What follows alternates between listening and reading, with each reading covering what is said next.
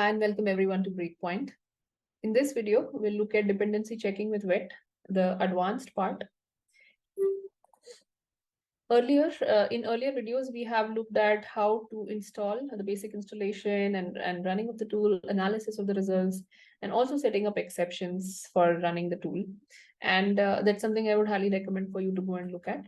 In this video, we'll look at how to set the filters and how to work with policy as code.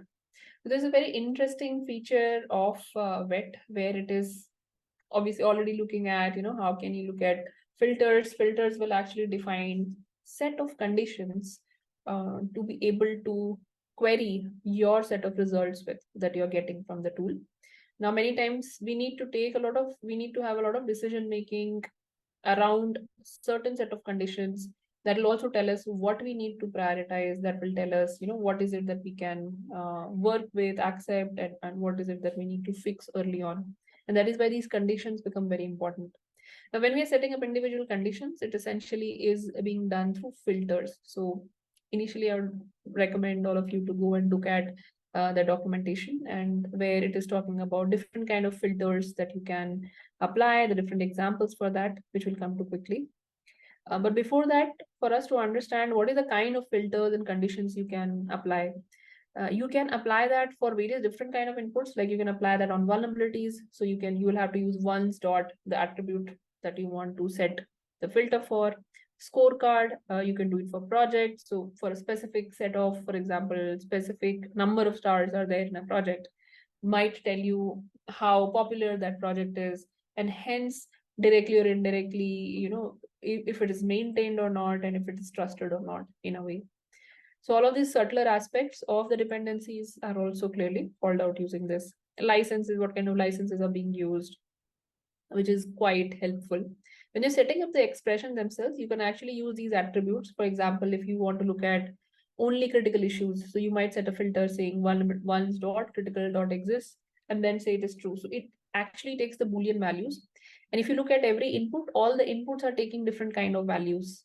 Scorecard is taking numerical values. Project.exist will take and tell you, okay, if you're looking at stars as an attribute, you can actually define in terms of numbers, less, more, equal, and things like that.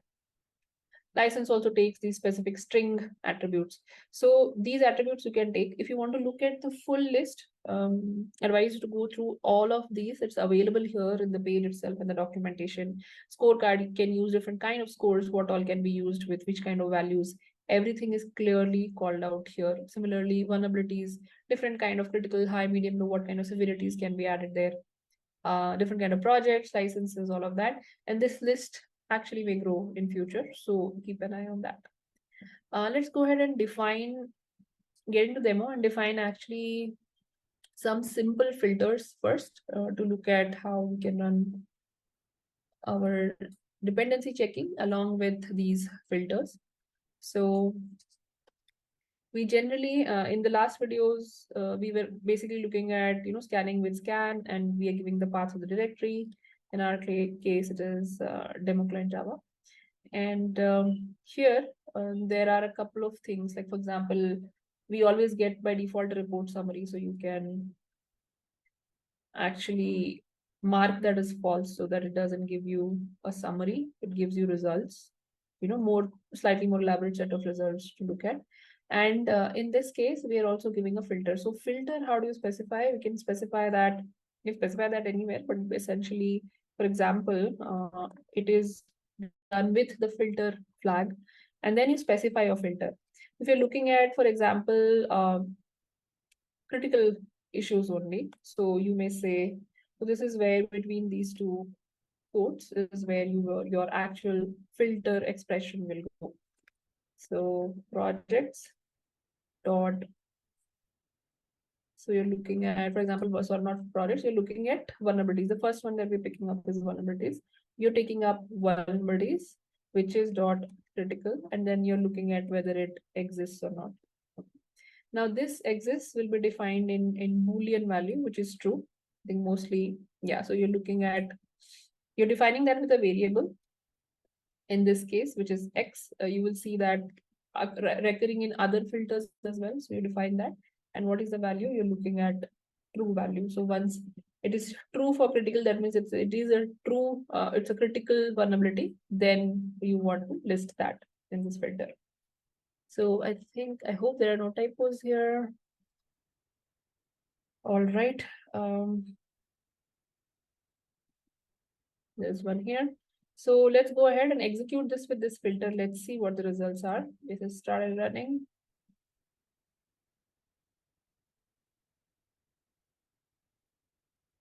Let's look at the results. It should actually give us the results upfront. So here you find there are 3 out of 140 packages which are vulnerable, which are critical, which are having critical vulnerability. And those have been filtered out along with the package name, ecosystem, version, and all the details here, right? Similarly, maybe let's use another filter, and let's change the filter to this was only with critical issues, right? So now let's look at projects which are not so popular, right? And you want to list those. So in this case, the filter would be project exists, and then you're looking at how many stars it has.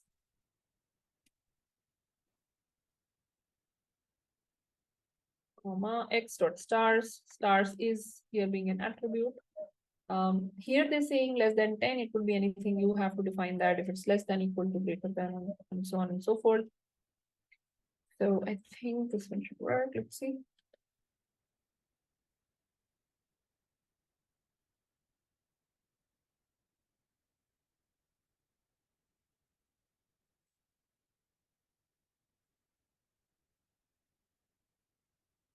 Okay, so again, there are 3 packages which are not so popular or have a popularity rating less than 10. And you can essentially, when you're fixing, you can take some decisions on upgrading these packages because they're not so popular and most likely could be untrusted, and vulnerability in those packages will be obviously more dangerous for the code base. Now, for the application. So now when you're looking at, so these packages you will see are different, of course, from the other one, because this is actually filtered based on popularity. So these packages are not so popular, and that is being highlighted with by bit. Now, this is about setting up individual filters, but in a real scenario, that's not generally the case. You will not be setting up individual filters. It might run into, number of different filters, which is very difficult to update from time to time, share with teams, and manage in the same place. And you may lose track of those things in a larger set of environment with, when you're working with hundreds and hundreds of developers or thousands of developers for that matter. The better thing to do is to actually come up with a set of filters. So in VET, how you can define that is the policy and code as code. So if you remember, we were looking at the architecture of VET earlier, and we did discuss that there is a policy engine, and it's very policy focused, where you can define a number of filters. And this is where that part comes in, where you can define the filters and then query on top of that to be able to get the kind of results you want, and then package it together as well. So going back, in terms of policy as code, you will have all of these rules that can essentially be evaluated by the tools to make runtime decision. Okay.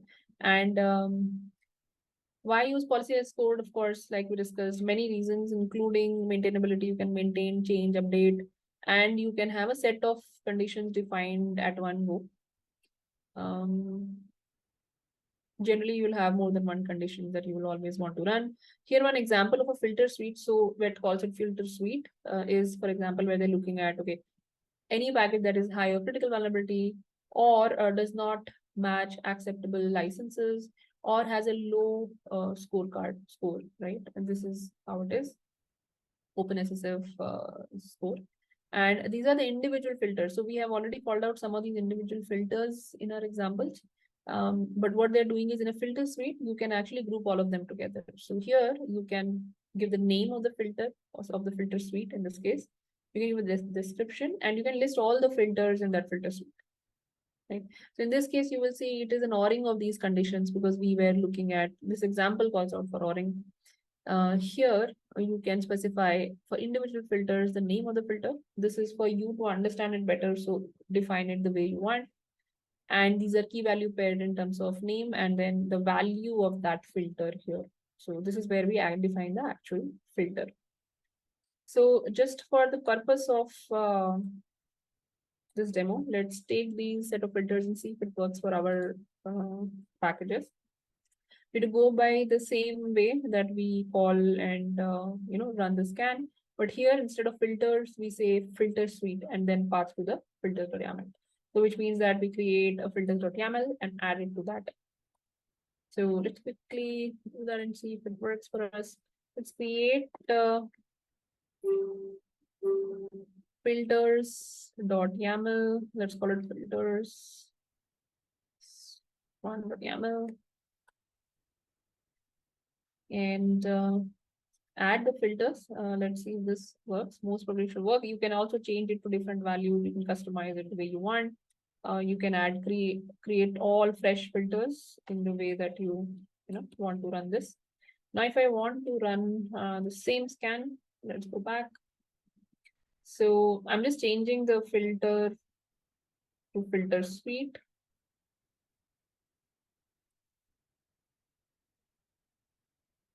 Okay, you can do it at the end also. Yes.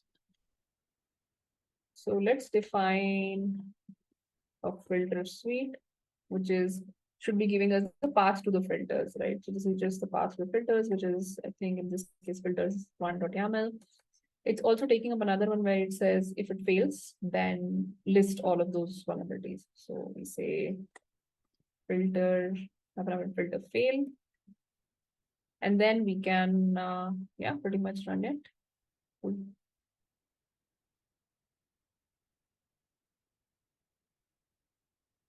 So now all the filters which are there in the filter suite, which in this case we are calling or are listed in the file YAML file, which is filters one.yaml, will be applied and then you will get the result. So you'll see all of these packages, which is a good number of packages from the list, around 40 out of 140 packages will give you an outcome, and that outcome is clearly being called out in terms of which filter was applied. So it's telling you, okay, this is the package name, current version, this is the latest, but what is the filter that it actually failed? So example, in this case, safe licenses, right? It's not using a safe license, or the scorecard score is less, or it is a critical vulnerability, right? So all of those will be highlighted here. So this is the kind of output which you can actually just look at and list and take your pick on what you want to prioritize in terms of attributes, and then take a decision of whether you want to fix or prioritize something to be upgraded or fixed first, versus upgrading that, keeping that as a lower priority later, depending on these attributes filters that they have failed. So this is all about filters. We'll see you in the next video. This is all from Breakpoint. Thanks. Bye-bye.